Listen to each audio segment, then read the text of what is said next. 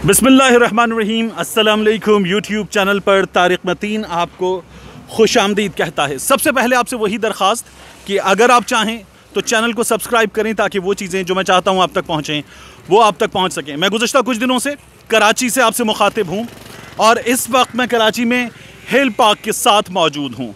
यहाँ आप मेरे पीछे ये जो डिमोलिशन स्क्वाड वाला काम देख रहे हैं, ये काम अदालत-ए-उज़्मा पाकिस्तान की सुप्रीम कोर्ट के अहकामात की रोशनी में कराची की शहरी इंतज़ामिया के इदारे कर रहे हैं और इस काम में सुप्रीम कोर्ट ऑफ पाकिस्तान के अहकामात के बाद तमाम इदारे ऑन बोर्ड हैं। इससे पहले ऐसे अहकामात पर टाल मटोल से काम लिया जाता है और ये टाल मटोल से काम लिए जाने का सिलसिला सिर्फ कराची नहीं पूरे पाकिस्तान में हमने बारहा देखा है। इस वक्त जो मंजर आप देख रहे हैं, यहाँ पर मिसमार करने के लिए इन घरों को मल्टीपल मशीन्स मौजूद हैं, हैवी मशीनरी मौजूद है। लेकिन जो चीज़ मैं आपको दिखाना चाहता हूँ वो ये कि जो पहला घर है, ये पहला घर एक अहम शख्सियत का है, एक बहुत बड़ी शख्सियत का, जिसकी यहाँ सिर्फ ये प्रॉपर्टी नहीं है, ये कराची के महंगे तरीन इलाकों में शामिल इलाका है। अगर आप हिल पार्क के आसपास इन गलियों से वाकिफ़ हों, यहाँ आपको कभी ड्राइव करने का इत्तेफाक हो तो आपको अपनी गाड़ी में जिस तरह के मनाजिर नज़र आएंगे उससे अंदाज़ा होगा कि हर गली में हर तीसरे घर में एक बिग गन रहता है। बाहर गार्ड्स मौजूद, गार्ड्स के लिए पोस्ट मौजूद, लैंड क्रूज़र्स मौजूद, सिक्योरिटी के इंतज़ामात मौजूद, जो ये बताते हैं कि यहाँ आने वाले शख्स के लिए लाजिम है, लोगों मुझे सलाम करो, मैं वज़ीर हूँ, गर्दन के साथ खुद भी झुको, मैं वज़ीर हूँ। इस तरह के लोग इस इलाके में रहते हैं। ये घर जिसके बारे में मैं आपको बता रहा हूँ, ये अहम शख्सियत का है, ये घर है रफ़ीक अफ़गान का। वो रफ़ीक अफ़गान जो उम्मत के मुदीर आला हैं, उम्मत अखबार के मुदीर आला भी हैं, मालिक भी हैं, और तकबीर के जो मरहूम मोहम्मद सलाउद्दीन हैं उनके दामाद भी हैं। वो रफ़ीक अफ़गान इस कब्ज़े की प्रॉपर्टी में रह रहे थे। सुप्रीम कोर्ट ऑफ पाकिस्तान के मुताबिक, अहकामात के मुताबिक उनका ये घर गिरा दिया गया है, बल्कि गिराया जा रहा है। ये कार्रवाई 2 से 3 रोज़ से जारी है। मेरे साथ शाहिद हुसैन मौजूद हैं।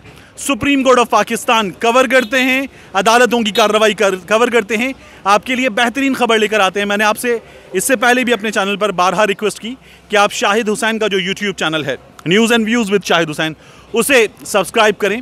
शाहिद सिर्फ खबर को फोकस करते हैं, इसलिए शाहिद को सब्सक्राइब करेंगे, काम को सपोर्ट करें। शाहिद, बहुत शुक्रिया वक्त देने के लिए।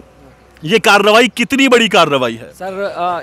इस कार्रवाई का सोच भी नहीं सकते, क्योंकि रफ़ीक अफ़गान साहब जिस तरह खबरें लगाते हैं अपने अखबार में, रोज़ आप देखते हैं नए स्कैंडल ब्रेक करते हैं। कराची के शहरी तो बखूबी उनकी इन चीज़ों को जानते हैं। तो ये आपकी, हम सब की ये कोशिश है कि इनको भी बेनकाब करें कि एक अरसे से गैर कानूनी तौर पर पार्क की ज़मीन, आवाम की ज़मीन, उस पर इन्होंने कब्ज़ा करके घर बनाया, एक आलीशान घर बनाया हुआ था।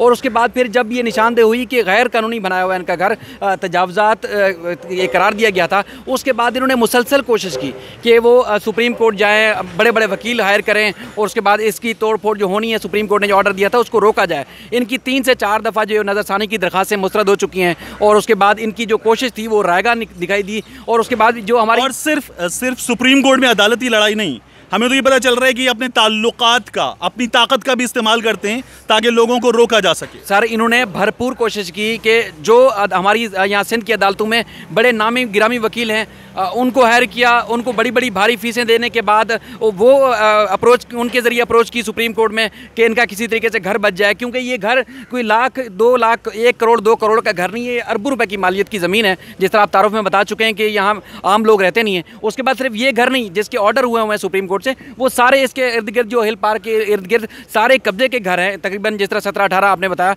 इसी तरह के घर हैं, सबको तोड़ने का ऑर्डर है। तो इसलिए इनके गले की हड्डी बन चुकी थी कि अब सुप्रीम कोर्ट का ऑर्डर आ चुका है और जितने इन्होंने ताल्लुकात इस्तेमाल किए, ज़ाहिर अखबार की खबर के खौफ से शहरी इदारे जो हैं वो तो खामोश हो सकते हैं, लेकिन आला अदालतें खामोश नहीं हो सकती। तो उन्होंने ऊपर की सतह पर, नीचे की सतह पर हर तरह कोशिश की कि किसी तरीके से उनका घर बच जाए, लेकिन वो बचा नहीं है। और आपकी ये बड़ी कोशिश कि आपने यहाँ पर आए और आपने वो चीज़ें दिखाने की कोशिश कर रहे हैं जो दूसरा मीडिया नहीं दिखा रहा था। तोड़ फोड़ की खबर आपने 3 दिन से सुनी होगी, तमाम हमारे पाकिस्तानी जानने वाले। अच्छा, उस खबर में रफ़ीक अफ़गान साहब का नाम गायब था। सहाफ़ी का नाम रफ़ीक अफ़गान क्या, उम्मत अखबार का नाम भी गायब था, कोई इस हवाले से जिक्र ही नहीं कर रहा था।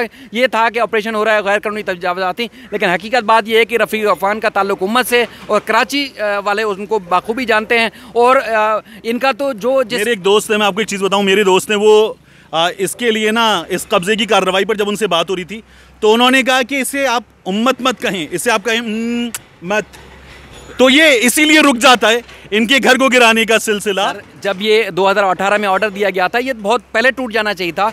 इदारे जो हमारे इदारे हैं वो सुप्रीम कोर्ट में पिछली दफ़ा कमिश्नर कराची रिपोर्ट के साथ पहुंचे, चूंकि इन लोगों ने सुप्रीम कोर्ट में नज़रसानी की दरख्वास्त दायर कर रखी है तो इसलिए हमने नहीं तोड़ा। तो चीफ जस्टिस ने अपने सर की तरफ यूँ हाथ करके बोला था कि तुम्हारे दिमाग नहीं है, तुम्हारे अकल नहीं है कि ये किस तरह की एक आला किस्म के अफसर हो के तुम ये बात कर रहे हो कि इन्होंने चूंकि अप्लाई किया हुआ है, चूंकि इन्होंने दरखास्त दायर की हुई है, हो सकता है इनकी नजर आप जो नालों पर आम आदमियों का, कमजोरों का घर गिराया जा रहा है वो भी कब्जे की जगह पर, उसकी भी कवरेज मुसलसल कर रहे हैं, अपने यूट्यूब चैनल पर मुसलसल बता रहे हैं। उस कार्रवाई में इस कार्रवाई में क्या फ़र्क होता है?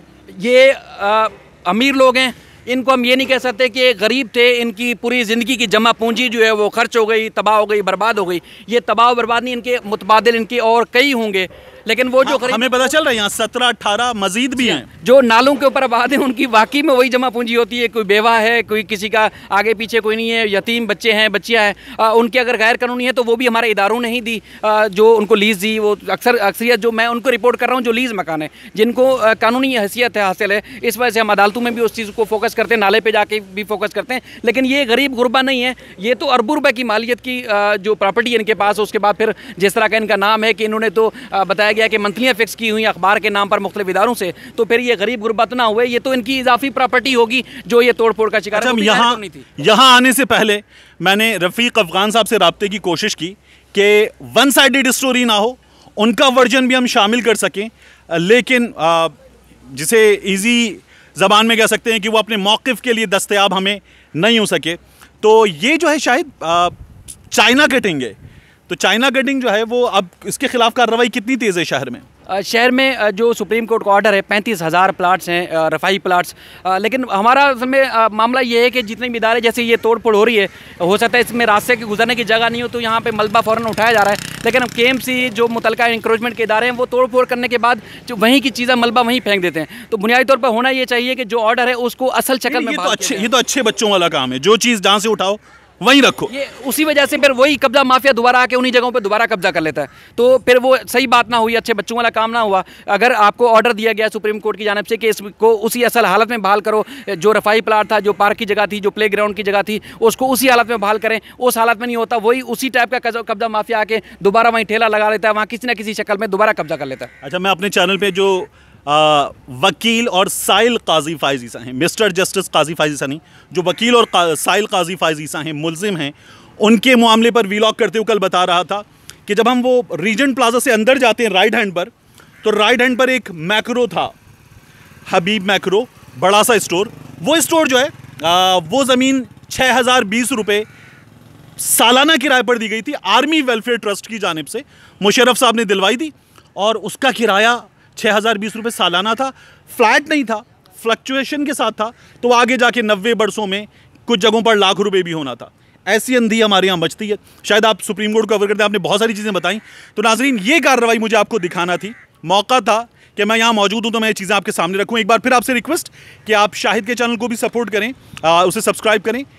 ये खबर पे मुसलसल और भरपूर फोकस रखते हैं। मिलते हैं इंशाल्लाह आपसे अगले व्लॉग में।